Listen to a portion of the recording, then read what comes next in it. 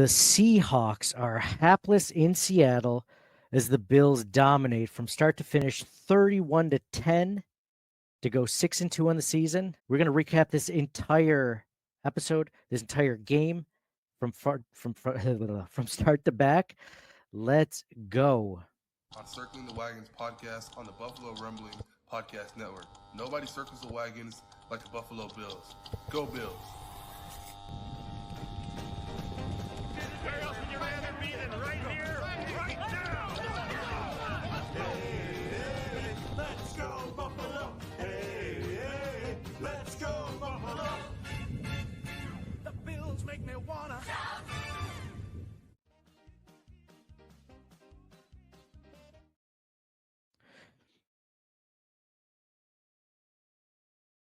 Episode of Circling the Wagons, a Buffalo fan base Bills Mafia podcast.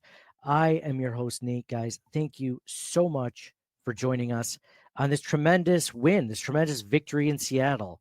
This was a great win. We're going to recap the entire thing. We're going to give our thoughts on the game, our general thoughts on the game. We're going to give our stats of the game, our sweet, sassy, molassy plays of the game, our wall of fame and wall of shame, and a ton more. So if you're interested, if you want to get in on this, we are recording this live on YouTube, Facebook, Twitter, wherever you're hearing this, wherever you're seeing this. So get in. I'm checking out the comments as they go along. As it makes sense, I'm going to keep pulling them up. So guys, feel free to do that as the episode goes along. But yeah, big win, John. I'm joined by my co-host John for this episode. Mike couldn't make it, so John's here. John with the Fisher Price buddies as his screen. What's going on, man? Going good. I gotta say, I think there's a missed opportunity when you said hapless in Seattle at the beginning. Like, there's got to be a sleepless in Seattle reference in there somewhere, right? I know I was trying to think of sleepless. They had to do with the Bills. It was hard to find anything that like I had one message to me by Big R, who's always good at these things. He said he had a ton of them. Bills. He also had Bills rain on Seattle parade. Win score. He said Bills achieve Nirvana. Like he had some really good ones, man. Big R. Shout out to Big R. But yeah, hapless in Seattle. I couldn't think of one where I couldn't think of one. It was just like, perfect. It wasn't even perfect because there was a lot of penalties, but we'll get into that, man. What'd you think of the game overall? How are your thoughts on how the Bills looked? And yeah, what's going on? Overall, I think is what you would want to expect. That they played a great defensive game. Offense was good. That like their first drive was amazing, 90 yards, getting the touchdown. The defense held on. The Seahawks had the ball inside the 3 a couple times during the game. Bills got some breaks too, but it just went really well, and it was really great to see. I was worried I know DK Metcalf was out, so that was huge for the Buffalo Bills. One of the things I was worried about, though, was Kenneth Walker, right? He's a good running back. And the Bills held him to 12 yards on 9 carries. And that's without Terrell Bernard. And obviously, Matt Milano's out the whole season, but that's without Terrell Bernard as well. So, all things considered, that's pretty good, man. The defense, like you said, stepped up. The offense has been doing what the offense has been doing all season. It feels like put up over 30 points. They looked really good offensively. Josh moving the ball, a ton of penalties in this game. Luckily, they weren't all for the Bills.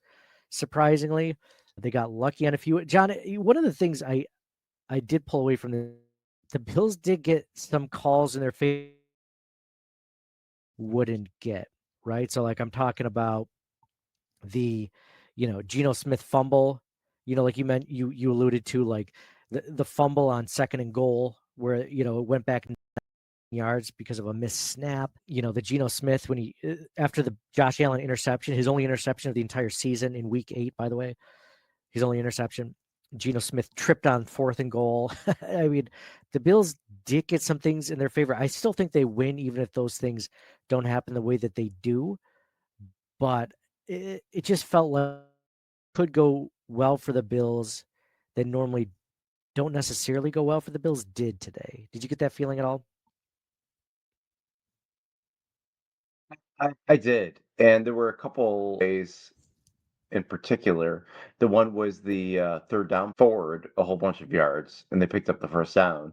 And I was like, I didn't think you could advance the ball on a fumble like that, but apparently, oh, unintentional kick. Oh, then it's fine. And then what was the other one? Bills It got was it was illegal. offsetting penalties. Yeah, there was an illegal shift or something, Mhm. and then there was on Seattle. It was yeah, it was a roughing or something. And I thought, oh, that's offsetting because they always call offsetting on things like that, and they didn't that time. They're like, nope, this overrules that one. I'm like, I don't think I've ever heard that before, but okay. I know. Well, that's the way it should be, but I don't feel like I've seen that against the Bills where Never benefited us before, last year so where we were recapping a game that didn't happen. Like where there was a roughing the passer, personal misconduct or whatever, where it was a 15-yard penalty and the play did not go for the Bills, and the other one was like offsides, right? So yeah, it was nice to see that. And then yeah, the fact that led, and not only that, the Seattle Seahawks defensive linemen were fighting each other. Like that's something that you don't see that often. You between other teams, or it's like, oh, that's something the Bills would have done maybe in the drought or something. But yeah, yeah, cool, man. Yeah. it's So good. let's Sweet Sassy Molassie plays the game. Wall of Fame, Wall of Shame. But man, there's a lot to like about this team. There's a lot to like about this win. I mean, the Seahawks aren't a bad team. Like a lot of people have been saying, oh, the Bills only beat up on bad teams, the Titans, the Jets, all teams that are winless. I mean, Seattle's not the best team in the NFC, but at 4-3, like they're a pretty good team in like a tough division. So, and then the Bills had a game, and the Bills still showed up. I think that it's still a good win. I would have taken, a close win with all those circumstances that I just mentioned, but it wasn't close at all. It was a relaxed part of some of the other wins. Like it's been a pretty good season overall. I mean, I know they're 6-2, so it's obviously a good season, but there's been a lot more times of relaxation for Bills Mafia than there has been in previous seasons when you're running into this, right? Like this feels like a good season, and minus a couple of maybe that Baltimore Ravens beatdown was exactly what they needed to get where they are right now. To really take a look at themselves instead of just saying, "Oh, we're 4-0," or whatever. Like they took this as an opportunity to be like, okay, now we need to do a lot better. We need to trade for Amari Cooper. John, Amari Cooper was barely on the stat sheet, but the Bills' offense was still humming today. And I think it was just kind of like his impact where you don't necessarily see it. Just the fact that he's on the field allows guys like Khalil Shakir and Keon Coleman to eat. Yeah, agree 100%. Kincaid had nice plays as well. James Cook looked great today. Let's do this. Let's get it right into stats of the game. All right. Stats of the game. Josh Allen, 24 for 34, 283 yards, 2 touchdowns, 1 interception. Great stat line by Josh Allen. James Cook, your buddy, your boy, Captain Cook, John, 17 carries, 111 yards, 6.5 yards per carry, and 2 touchdowns. Dude, how good did let him cook James Cook look today? It's amazing. He's playing against them in fantasy. Oh, geez, of course, the Of week course, that he goes off. of course, the Bills could come first, so it didn't bother me that I'm probably going to lose. But looked great. Offensive line looked great, minus the penalties, but otherwise was good. Yeah, yeah, absolutely. It's funny. We kind of talked at the tail end of last week's post game. Davis be playing over James Cook because Ray Davis looked a little bit better last week. James Cook kind of put that to rest this week and looked fantastic. I mean, like I just mentioned, 6.5 yards per carry. The guy was darting through holes. Like you said, the offensive line did a lot of it, did a bunch of it. But I mean, Cook looked good on his own, finding the space, making the right reads at times. He just looked electric with the ball in his hands, and it helped open up the pass game for Josh Allen and getting the ball open to the receivers. I love the way that James Cook ran today. I think he's holding off Ray Davis for at least another week or two with that run. But I mean, how can you not? We're going to talk Wall of Fame, Wall of Shame, but I mean, how can he not be at least a mention today? They're both great backs, and they have Ty Johnson, who's no slouch either. So they're in good shape at running back. Great to see. Yeah, I like Ty Johnson. We're going to talk about Ty Johnson in a minute, but he might have had the play of the game today. But really leading receiver for the Buffalo Bills, Khalil Shakir, 9 receptions on 10 targets, 107 yards today. John, just how good is Khalil Shakir? Because I mean, we've been fans of him for a couple seasons now, and now it's like he's finally, developed into this wide receiving threat, and it just helps that Amari Cooper is over there to kind of take some of the heat off of him. But this is, I mean, I love Khalil Shakir as the Buffalo Bills wide receiver one, wide receiver two, depending on the week, whatever. I mean, he just gets open. Last time the Bills had a wide receiver like this on the team, where it's like he's almost got like the ability to get open like Cole Beasley, but at the same time, like the yards after catch of like, I don't know, LaShawn McCoy or something. Like it's crazy. I mean, Khalil Shakir is easily becoming one of my most fun players to watch on this Buffalo Bills team in 2024 season. Yeah, always like Shakir as well, and like you said, the yards after the catch and finding the open spaces. But in addition to that, he actually catches the ball. Like he's like over the last several years, they've had problems with receivers dropping balls, and he's been super consistent in that aspect. So all three of those things, like just amazing. Yeah, definitely. You brought up probably the most important point, which was Khalil Shakir's hands. I mean, we've also been missing that. I mentioned missing Yak, missing the ability to run after yards after the catch, just the ability to catch the ball. One would say is kind of important. So, yeah, Michael Big says Cook is a bit more slippery than Davis. You can see they wanted to work the outside edges in the run game. I agree with the slippery part.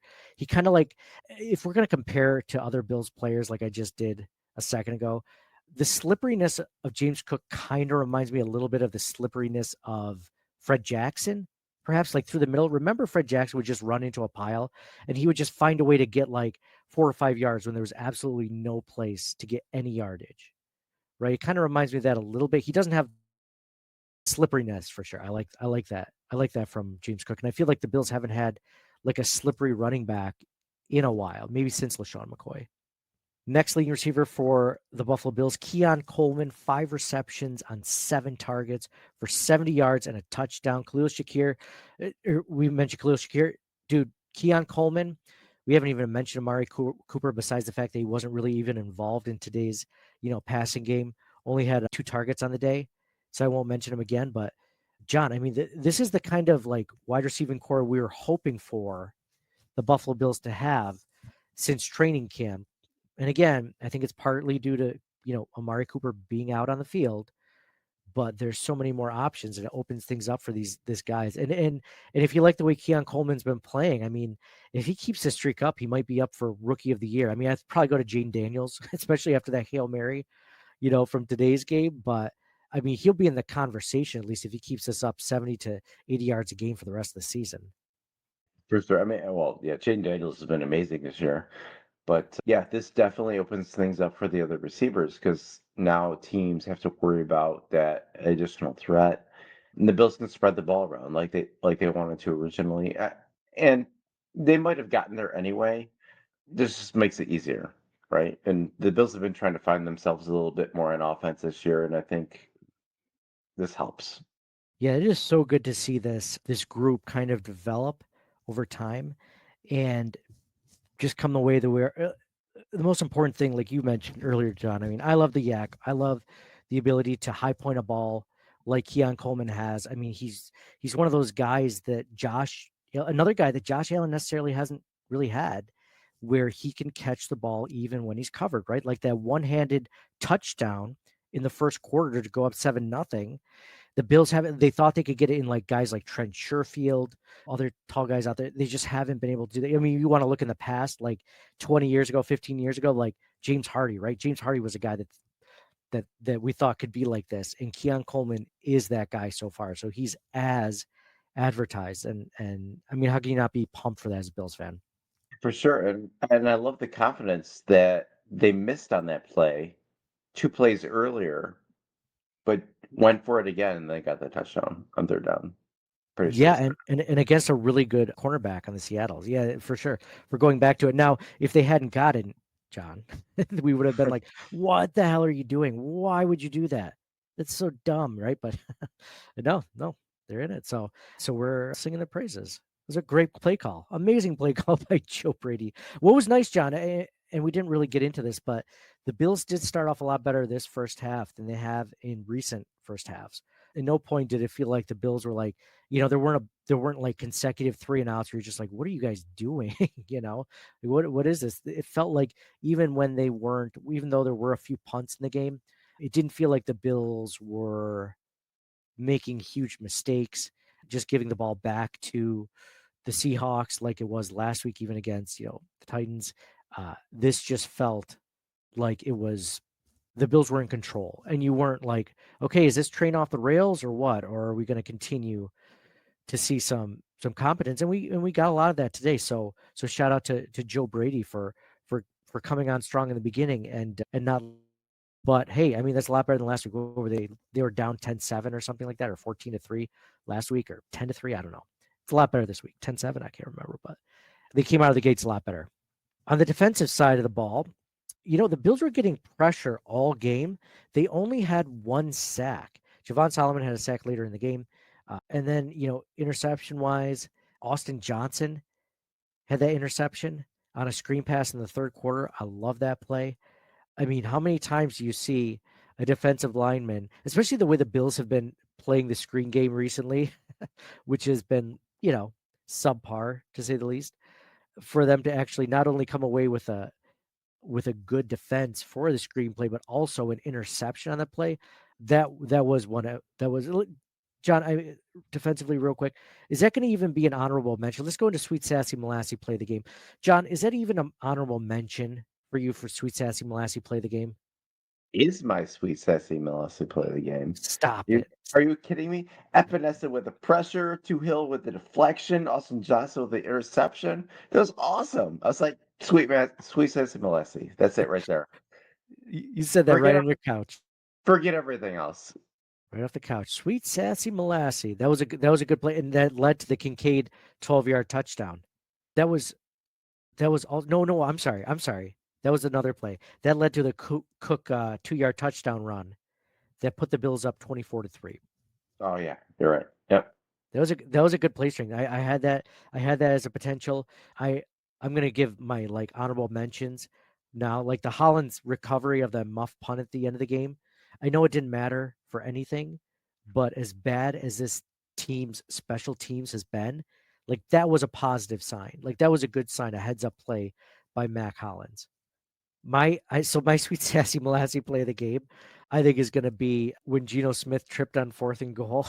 So the reason why I say this, okay, the series before that, Geno Smith fumbled the snap and ended up being a second goal, and then it ended up being like third and whatever, like 22, third and goal at the 22-yard line. Then the Seahawks ended up getting a 38-yard field goal. The Bills are only up by 7-3. Then at that point, Josh Allen throws an interception, his first interception of the season in game 8, mind you. Like it's a long time coming. I know they said he had 301 pass attempts since his last interception. Like it's a crazy streak. Like, tons of credit to Josh Allen, even though he fumbled it in the game once. It was recovered by the Bills. Tons of credit to Josh Allen for that.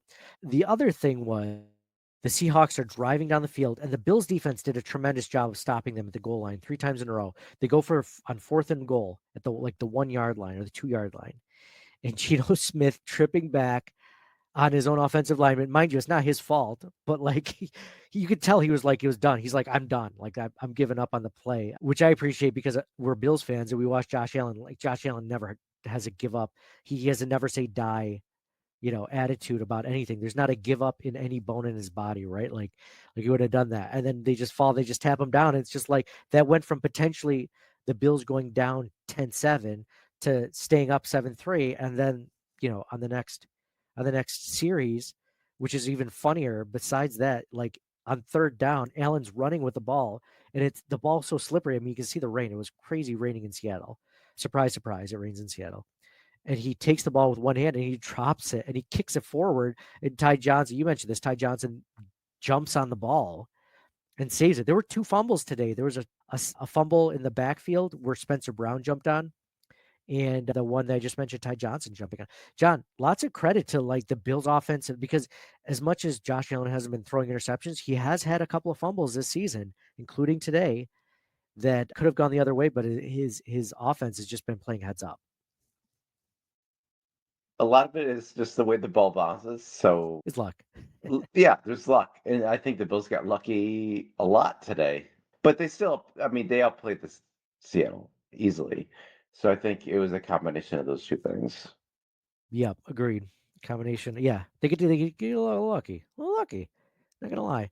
So those are our sweet sassy molassy plays of the game. By the way, if you guys are in the comments right now, which a few of you are, enjoying the back and forth. If you guys want to write in a sweet sassy molassy play of the game, now we're going on to Wall of Fame and Wall of Shame.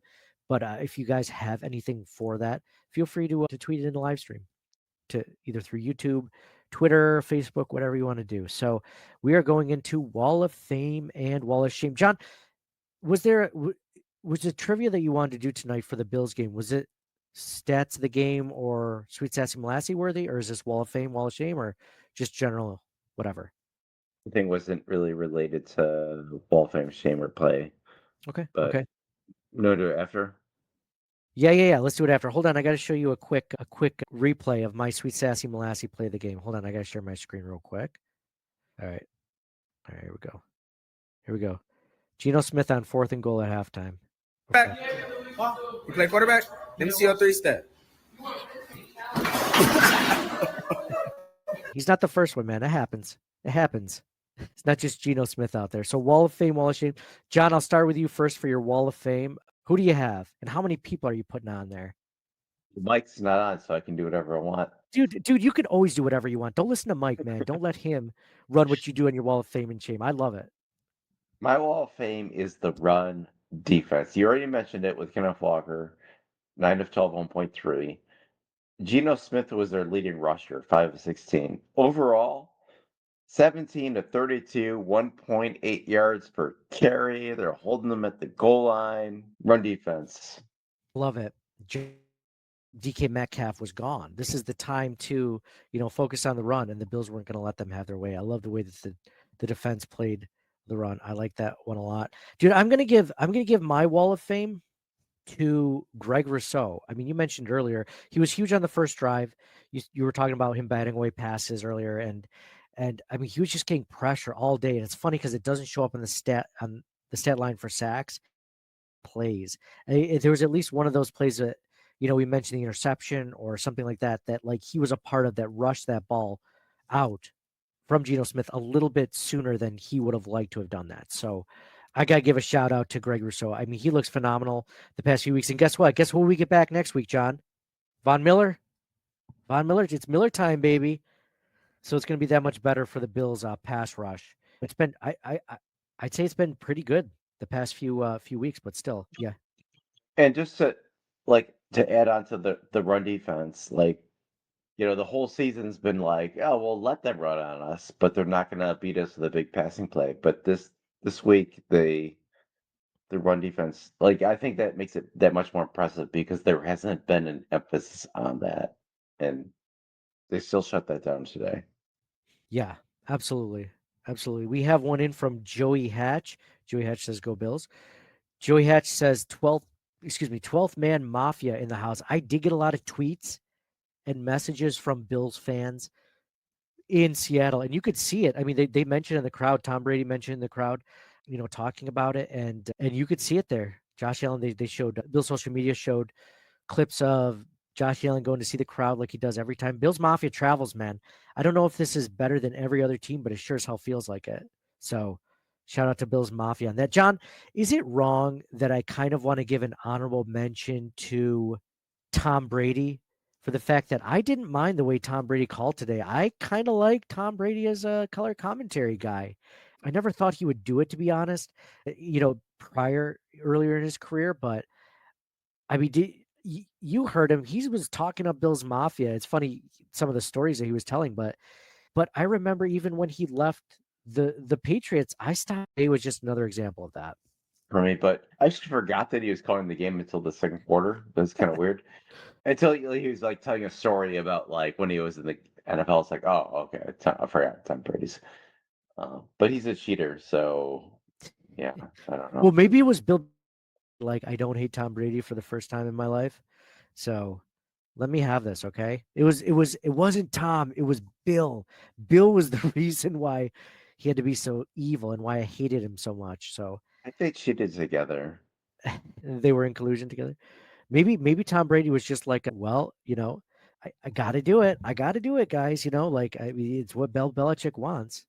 Yeah, he was talking about like rubbing the footballs down. I'm like, oh, is he gonna talk about the deflate? No, no, he didn't quite get there. I remember rubbing the football and taking just a little bit of air out, so it made it easier to pass the ball to my wide receivers. And I talked to the refs to tell them to do that too, because it'd be better for me to do that. I don't know. Charla Zwemmer on Facebook says, "I quite enjoyed his commentary." All right, you guys be nice to Charla, okay? Don't give her any garbage or any guff because she said that she liked his commentary too, okay? All right, because I agree with her. So Joey Hatch said, "No, this is interesting." Joey Hatch should say, he said, "I didn't like Bill's Mafia when I played there because they would have nooses hanging me out there of their car doors, but I loved it because Jim Kelly always brought me a bottle of booze to the game, which is hilarious." I do remember him saying that. Okay, it's all coming back to me, man. Joey, I can barely remember what happened 10 minutes ago, so appreciate you reminding me. But yeah, he didn't like it then, but I mean, he didn't like them while he was playing. Completely understandable. We hated him. We absolutely hated him. He was probably the most hated player in the NFL, according to Bill's Mafia, probably since Brian Cox when he was with the Dolphins, right? I mean, who else was hated more than Tom Brady at the time? But yeah, Is that weird? No, yeah, this is worse. I didn't catch that. I hate Brian Cox more than Tom Brady. Oh yeah, for sure. Yeah, I don't think we'll ever hate anyone as much as we hated Brian Cox. And Christian Wilkins was up there, but top five maybe, but not nearly as much as Brian Cox. Yeah, this is I'm gonna give so my wall of fame is also mistakes. This is honorable mention time. Mistakes that went the Bills' way, right? Like that just I mentioned earlier, it doesn't happen a ton for the Buffalo Bills. This was one of those games that it did go their way. We mentioned a lot of that happening, in different incidents for the Buffalo Bills or against the Buffalo Bills. This was one of those things. So wall of shame, John. I'll start us off in the wall of shame. Uh, the Seattle Seahawks had the Bills actually had more penalties than the Seattle Seahawks, which you wouldn't have thought because of the way that the Bills game went. But I'm going to put penalties on my wall of shame. The Bills were had 13 penalties for. Let's see. I had my phone shut off. 13 penalties for 85 yards. So I'm going to say wall of shame is penalties for me. What about you? In particular, the offensive line penalties, too many false starts and holding penalties. They did overcome them, but I mean, there's going to be games that you can't overcome that. So this is going to be another honorable mention of my wall of fame, John. I just saw it earlier while I was looking at stats. I'm going to do a pop quiz for you guys. Okay, if you guys are listening or watching this live, feel free to message it in to us in the chat. Let's see.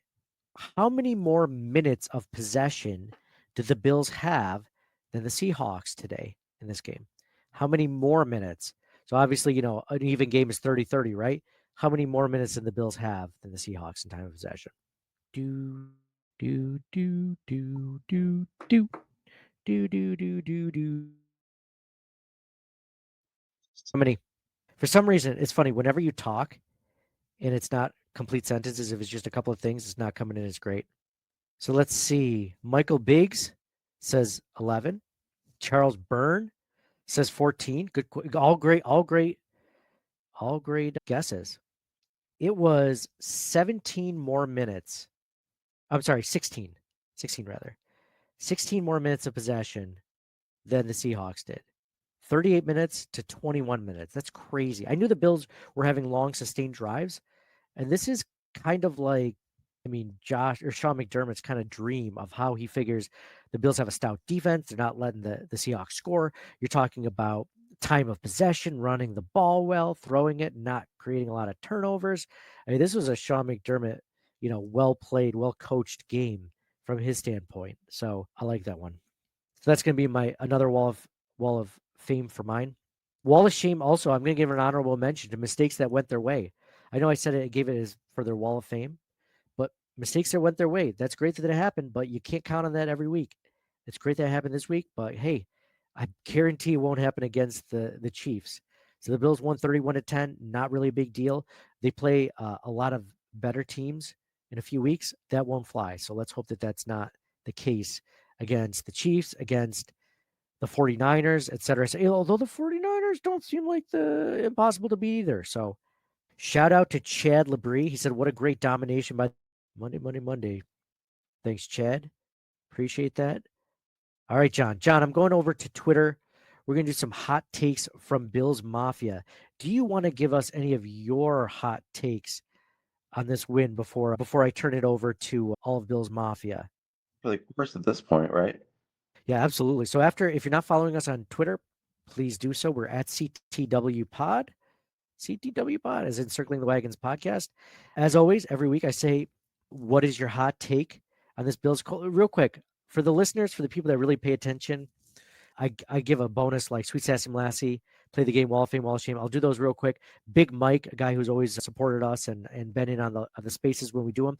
Sweet Sassy Lassie, Play the Game. Keon's jump ball touchdown grab, seemingly just moments from having one broken up by Tariq Woolen. Love the chemistry that they're showing only 8 games in. I mean, just think about the ceiling and how far this can go if things continue to trend in the right direction. I mean, how can you not be psyched about that?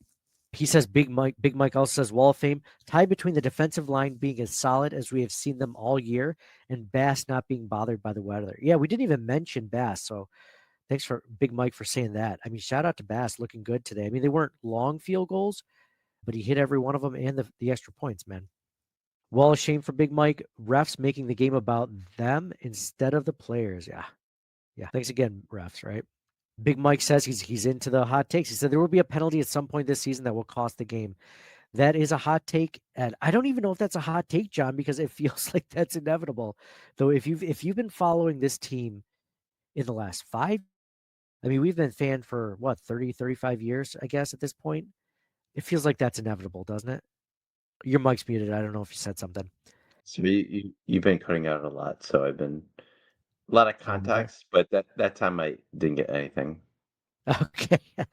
No worries. Hey guys in the comment, let me know if you're also getting a little bit of a lag between myself or John or here we go. You know what it was? It was my Ethernet. It just wasn't I wasn't getting full Ethernet. So that's probably me. It's probably me. My bad. Andre Cabello says Coleman is in the process for a number 1 wide receiver. Oh, I love that one. That is a hot take. And I don't think you're that far off. I don't know if it's funny. I never thought necessarily that Keon Coleman would be a number 1 wide receiver necessarily. I think his role better than anyone we've ever had, better than Gabe Davis potentially. But I think that this is showing that like there's a potential for his ceiling to be higher than even what I thought or potentially other Bills fans. Robin Armstrong. Now I love this take. The D missing Bernard and Milano able to hold Seattle run to virtually nothing. I love that one by Robin. Absolutely. That's huge.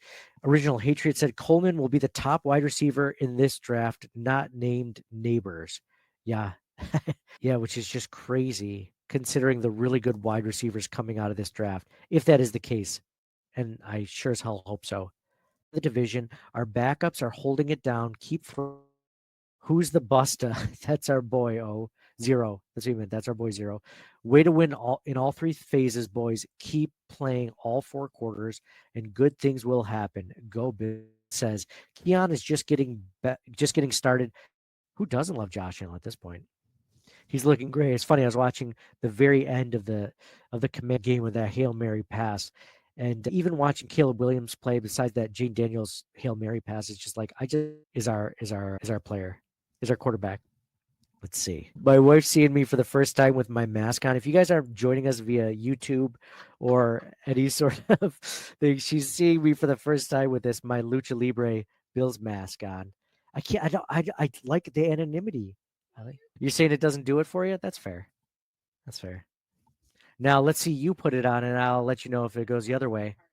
You just lost your heart on. Well, I'm gonna rip it off later. All right. The Bills won tonight. Hope you're ready.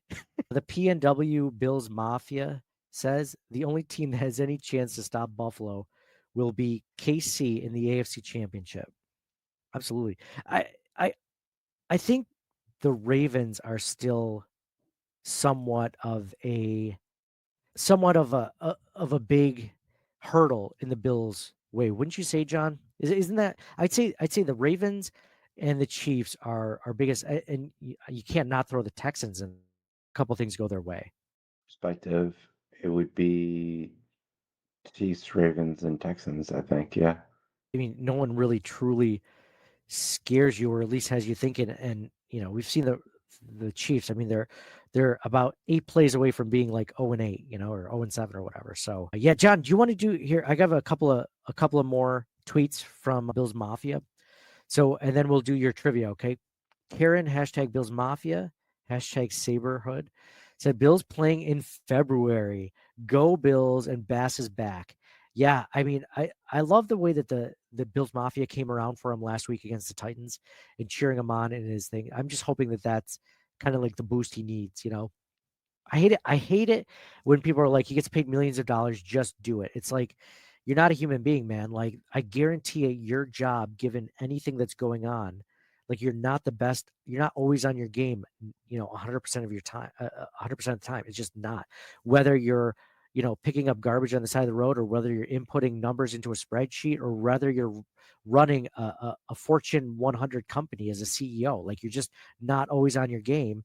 And, these guys have lives. Like, we have no idea. I'm not saying anything hypothetically, but like, I mean, this is completely hypothetical, but like, let's say, Tyler Bash has found out his mom had cancer. Or what if his wife, going on with these players' lives that we just have no idea? The reality is, like, he's a player, he's a person, he's a human being. So, I mean, if you're encouraging him and he still can't do it, then, get rid of him. But at least for now, let's try to build him up. So I love that Karen mentioned that. Big R, our guy Big R says Bean is so good. Our first 4 picks are Keon Coleman, Cole Bishop, Dwayne Carter, and Ray Davis. Cole Bishop is in on special team on the defensive line. Ray Davis is making moves. Yeah, absolutely. Yeah, this could, John, is it crazy to think that the Bills didn't have a first round pick this year, and this could be one of the best drafts they've ever had, besides the Josh Allen draft? I mean, well, it's way too early to evaluate that. Technically, they had a first round pick. They just traded down just enough to not have a. Yeah, it's fine. They're going to be fine. They've been drafting well over the last several years. Either way, I'm kind of bummed that Carter got put on IR. Who did? The third round pick, defensive tackle. Oh, he did? I didn't know that. I didn't know Carter got put on IR. I missed that. Jeez. Yeah, You think hopefully he'll be back, but it's just another injury they got to overcome, and he's been playing well. see that? Did that happen after this game, or was it before this game? No, How did I before. miss that? Yeah, Jeez. yeah. A few days ago they put him on IR. Ah, jeez, I missed that. Dude, how did I miss that? I like always spend way too much time on social media. Okay, yeah, I see it now. Officially placed on IR. Not a contributor for the rest of the season, but I mean, you got to love what he's showing, what he has shown at least. Look at the AFC East may be clinched before December. Yeah, if only, buddy. If only, that would be amazing. Not entirely out of the realm of possibility, especially with the Jets there. All right. Offense and defense came out hot from where they finished last week. Overall domination on both sides of the ball. Allen cooked today with Shakir, Coleman, and Kincaid connection. Happy Victory Monday. Happy Victory Monday, buddy. Charles Burns says, hot takes of the game. Bills played balanced ball on offense and defense. Wall of Fame, Matt Collins punt recovery. Wall of Shame, empty. Sweet Sassy Molassy, the Keon Coleman one-handed touchdown grab to start it all off. Yeah, those are all great plays. AJ Tharp, I'm going to end on this one, I think. A couple more. There's a couple more good ones. AJ Tharp says our D line played great all game, held them to 32 rushing yards, and had what felt like 12 sacks, but was really only one. Poor Gino got hit so many times. I felt bad for him. Let's squish the fish next week. Absolutely. They're going to be pissed. The fish are going to be pissed after barely losing to the Cardinals this last week. Josh Allen's left arm says Josh Allen will make 302 passes until his next interception. I'm going to hold you to that. Josh Allen's left arm. Brandon says second best team in the AFC, potentially the first. Autumn says, she mentions if the Bills can absolutely start fast in Seattle when it's raining, when it's not ideal conditions. Absolutely. All right, John, it's time for your trivia of the week. Let's hear it. Let's go. In 2013, Emmanuel and Geno Smith were of the same draft class. EG in the first round, Geno in the second round. Bills and Jets. How many Bills starting quarterbacks have there been since the 2013 NFL draft? How many Bills quarterbacks since EJ Manuel? Is EJ Starting, Manuel counted? yes. So that's Okay. one. Starting quarterbacks since 2013. Oh man. There were at least 4 during EJ's tenure with the Bills that weren't him. I don't know if Kevin Cobb's got to be on there because I don't think he retired after his concussion. Did he? I think he played with the Bills a little bit. Did he? Or am I thinking of Kyle Orton? Kyle Orton played with the Bills that season. I mean, geez, I think you're talking starting, not just playing, right? Quarterback. If I had to throw out a number, I'd have to say 12. Interesting guess. How many was it? Close. I bet you it's more, isn't it? It's more than 12. No. Is it 10? Closer. Yeah. 9. Yeah. Michael Biggs came out and he's like random guess 13. That's a good guess. I say it's a great guess because it's right next to mine. Michael. How many of the 9 can you guess? Well, I just mentioned EJ Manuel, Kyle Orton. Yep. EJ and Kyle. Yep. Jeez. Nathan Peterman, Tyrod Taylor. Oh, who was that other quarterback out of Duke? His helmet ripped off and still throwing a pass for a touchdown. Either that or running for a first down against the Dolphins. I remember he was our quarterback, I think, that when the Bills like ended the Dolphin season so that they couldn't make it to the playoffs, which is basically like a playoff game for us because it was peak drought era. What was his name? Can you give me a hint? Can't think of his name, but that guy, that guy from Duke. Name the current quarterback for the Bills. That's one of them. Who played for the Bills today? Oh, Josh Allen, of course. Yes, correct. Okay, that's one. Of course. Yeah, yeah.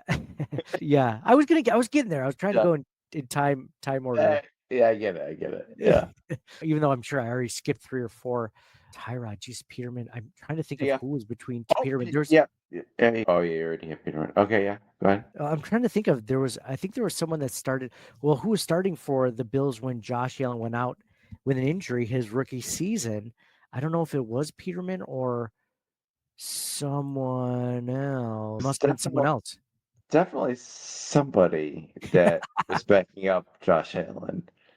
Was it? Yeah. It was. He I don't know. What's a way to give me? I can picture him. I can picture him, and I can't come up with a name of him. Whatever I say is gonna give it away, so I should just say Matt I can. Barkley. Matt Barkley. Thank you, Matt Barkley. I like Matt Barkley. Michael Biggs mentioned. Did you say Fitz? That was before Fitz, right? Fitz was before all this, right? No, Fitz isn't one of these, but there's still 3 more. Oh, geez, 3 more, dude. I don't know if Mitchell Trubisky is in there. No, he didn't start. Case Keenum Did he start? No, I mean these are kind of tougher, but especially one of them, Derek Anderson.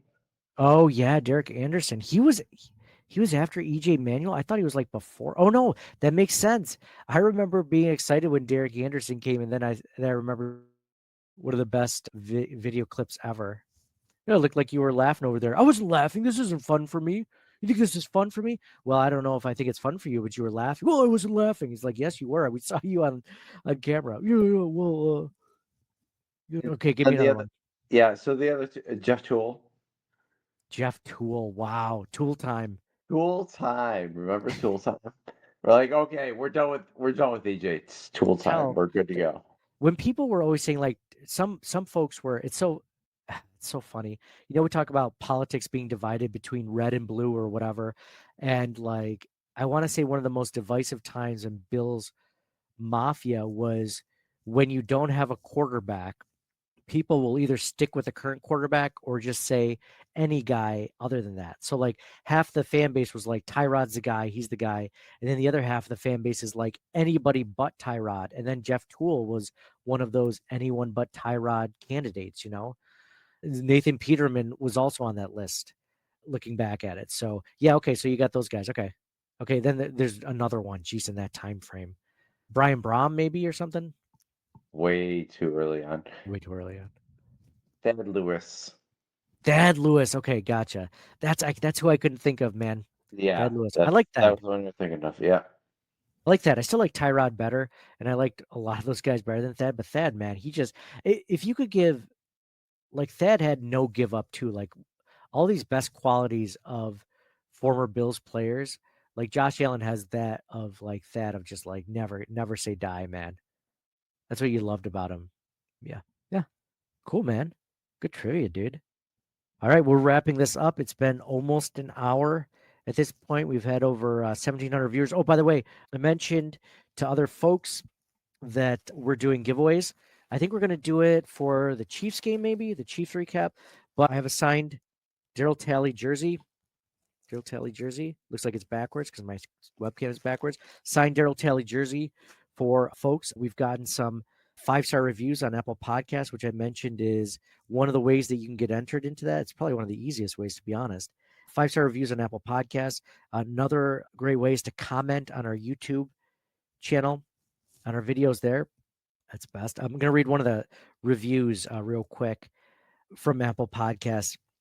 It's from the Cable Guy 8. He says, every week, these guys bring great content about the games and everything Buffalo Bills related information. Keep up the great work, guys. Go Bills. Thank you, Cable Guy 878 says, different take on Buffalo Bills news. Great podcast. I follow the guys over from the now defunct Buffalo Rumblings Network. It's a different kind of Buffalo Bills podcast, hosted, co-hosted by guys who are lifelong friends and have lived Bills fandom and been on the roller coaster with the rest of us. Go Bills. Yeah, that's kind of been our, I appreciate you saying that, by the way, Jercom78. This is one of the things that, separates us from a lot of other Bills podcasts is not only this is, first of all, we're lifelong Bills fans. We're best friends from high school. We've just known each other a long time. But I mean, we're fans first and foremost, and we're just trying to inform, talk about, and entertain you when we do this. I mean, this isn't like hey, did you notice on the screen pass the Seahawks were paying cover 0? Like I mean, I understand that stuff to a point, but that's not really what gets me going. What gets me going is talking about this team, talking about the Bills as a fan, and just kind of, like we do to this game, like John just had a perfect example of trivia, like reminiscing a little bit about the times past. And it's not so much reminiscing because they weren't great times, but at the same time, like, it's part of our history as Bills fans. That's what we lived through. That's what we went through. And yeah, it's a fun thing to talk about. And John and Mike have been there this whole time. So appreciate any of you guys that have been listening to us for all 7 seasons. Appreciate anyone that's been listening for the last few seasons or have just found us this season. Now that we're part of the official Bills Mafia Buffalo fan base podcast network, the group over here does a great job. One of the reasons why we joined them from the Buffalo Rumblings podcast network was that besides the fact that the Rumblings just became defunct, like Jercom mentioned, is that we got along with these guys great. I mean, they're just really cool, down to earth guys and gals, obviously, but it is a fun time. Love everyone on here. I've met a lot of them in person at different functions and stuff like that. And I mean, if you like them, if you like us, you'll like them, and vice versa. And so cool. Thank you guys all for listening. Looking to do this giveaway. I think there's like 80, maybe 80 people in the giveaway. And you know what? If we keep getting more mentions and more comments, I'm going to give away something else. I have a thing back here, a bin that my wife's been begging me to get rid of in our basement that has about 5 or 6 other Bills autograph paraphernalia and stuff like that. Paraphernalia, is that the right term? Autograph memorabilia. Paraphernalia sounds like a drug thing. Man, I got some cool paraphernalia down here, man. Some Buffalo Bills Kush. Some good stuff, man. All right. Cool. What's that? Repeat it. Autographed, then I guess it makes it better, right? Oh, yeah. Yeah, it's got to make it better. Yeah, it's all autographed. So I went on this weird phase where I kept buying stuff off the internet it seemed like a good deal at the time. And then I bought way too much. So I've been selling it on eBay and, giving it away on the podcast. So would love for one of you guys to win it. Thank you guys so much for listening. Thank you for either streaming with us live or listening the next day on Apple Podcasts, Spotify, wherever you listen to us on podcast networks, and also viewing us on our own YouTube channel, our Facebook account, our Twitter account, our whatever, Instagram account, whatever you guys got. Appreciate you guys being a part of this. John, any final thoughts before we end this Bills Victory Monday recap podcast edition? Bills, book your Super Bowl tickets. This is the year. It feels good, man. It feels good. We were in a rut a couple of we're ascending up that hill, man. So thank you guys all for listening. Signing off for John. And for me, Nate, the Bills raining on the Seattle Seahawks parade, like Big R said. Go Bills, and we'll talk to you guys again next week. Oh, and I also have to leave it on this note, real quick. I'm presenting my screen. There's a gentleman that I saw on social media. I had to share his story. Such a cool guy. His name is Alex. He's a special needs adult who his dad takes care of now, and he was with him recently. And you just have to watch the video. I'm going to present it right now. Alex. Yeah, Hey, you awake? I'm awake. You good? I'm good. Well, Mom and I were talking about trying to find a good place to watch the game, tonight. Tonight. Yeah, trying to find a good place to watch the game. Yeah. And we decided that we were gonna go to a restaurant and get some wings, try and get some wings. So I get some wings. Yeah. And then we decided that the best place to watch the game would be at the stadium.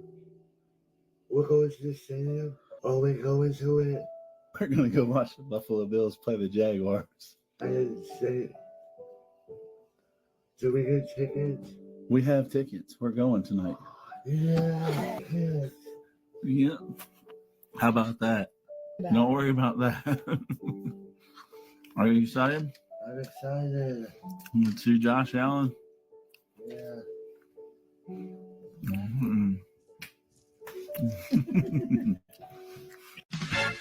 So that was the first part of it. And then this is the second part where Alex, this is from his dad, Brady Smith. If you're not following him, he's on Twitter now. I've shared his tweets. He's on Instagram. This is a shot of Alex's first game at the Jaguars. He sent us this.